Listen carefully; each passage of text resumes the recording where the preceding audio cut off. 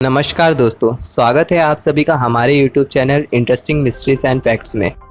दोस्तों, बचपन से हमने यही पढ़ा और सुना है कि सौरमंडल के सारे ग्रह सूर्य का चक्कर लगाते हैं। पर अगर मैं आपसे कहूं कि अब तक आपने जो भी पढ़ा है ये टेक्निकली मतलब तकनीकी रूप से गलत है।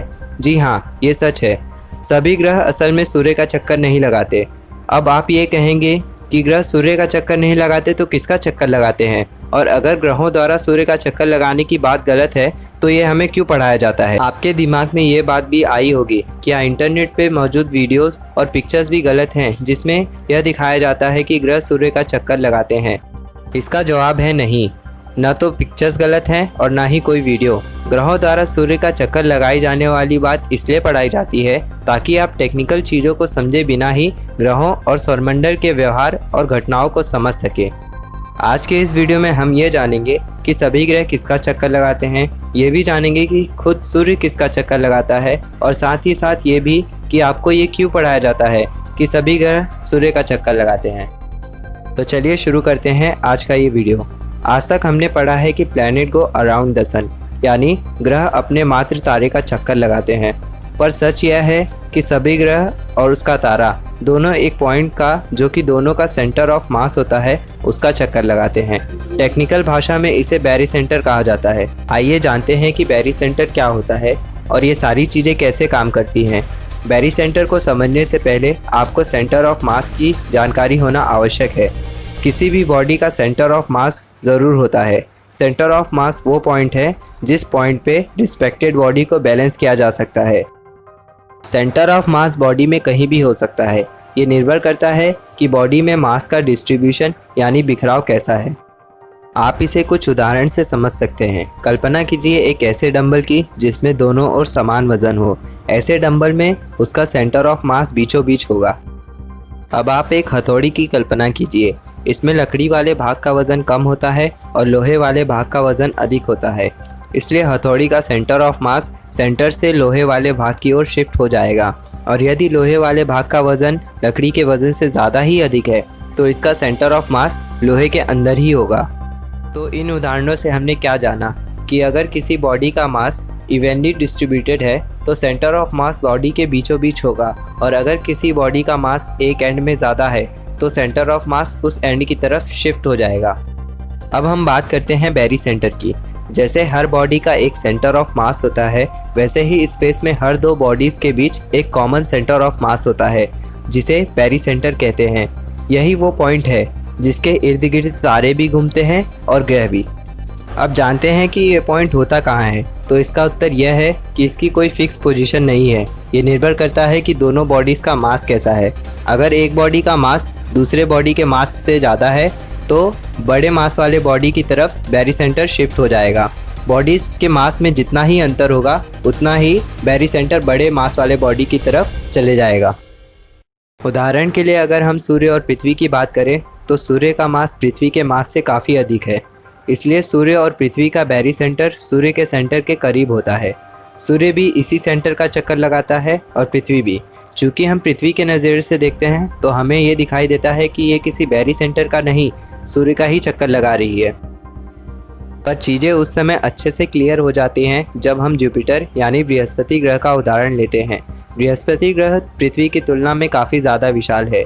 इसकी विशालता का अनुमान आप इसी बात से लगा सकते हैं कि इसका मास पृथ्वी के मास से 118 गुना है। अगर आप बृहस्पति ग्रह तथा सूर्य के बैरी सेंटर की बात करें तो बृहस्पति ग्रह के विशालता के कारण ये सूर्य के अंदर नहीं बल्कि इसके बाहर ही होता है।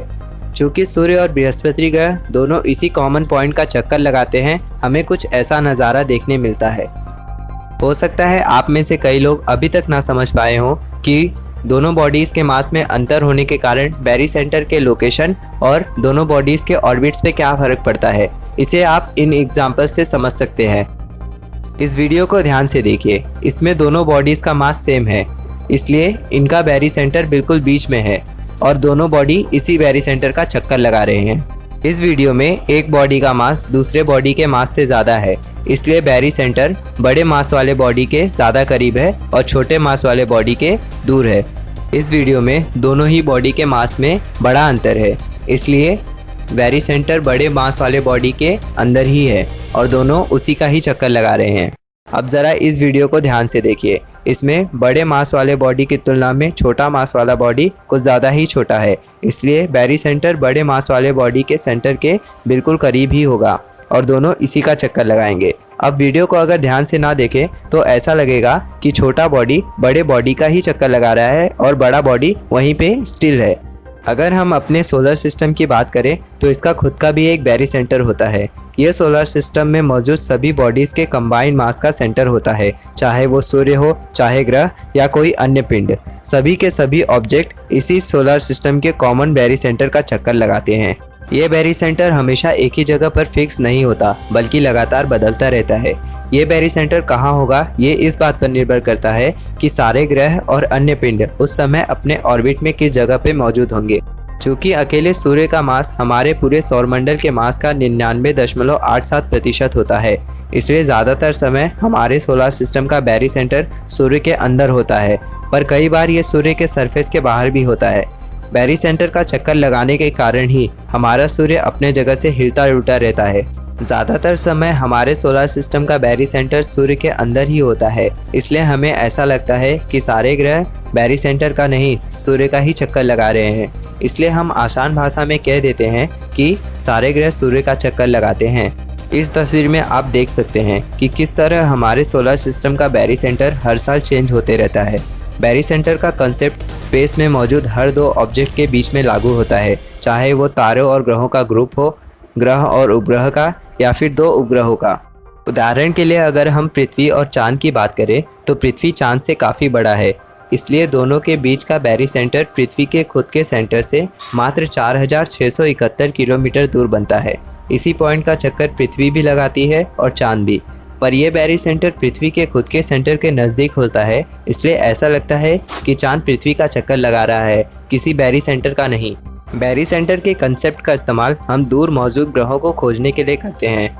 क्योंकि तारों की तरह ग्रहों का खुद का प्रकाश नहीं होता, इसलिए इन्हें ढूंढना बहुत मुश्किल होता है। ऐसे में हम तारों पर लगातार नज़र बनाए रखते हैं और हम पाते हैं कि वे अपनी जगह से हिल रहे हैं, तो इसका यही मतलब होता है कि उसके आसपास कोई ऑब्जेक्ट मौजूद है।